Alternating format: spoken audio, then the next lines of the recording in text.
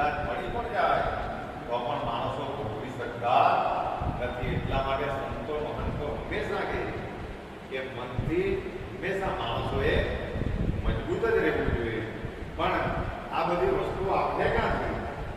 તો જેમ એક નદીની અંદર પાણી વરસાદ ઉપરથી આવે એવી જ રીતે માણસોની અંદર આત્મબળ એ બધું ભગવાનની ભક્તિથી, ભગવાનની કૃપાથી આવે.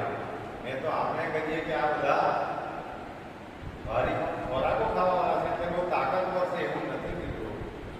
આજ સુધી જેમણે જેમણે ભગવાનને પ્રાપ્ત કર્યા છે, કંઈક સારું કર્યું છે, તો એ બધા સાત્વિક માણસો હતા, એ શુદ્ધ માણસો હતા. ને તો જે માણસો પાપાચાર કરે તો બધા ડરપોક લોકો હોય, પણ જે માણસો ભગવાનની ભક્તિ કરીને સાત્વિકતામાં, માણસની અંદર કેટલી પ્રચંડ શક્તિ છે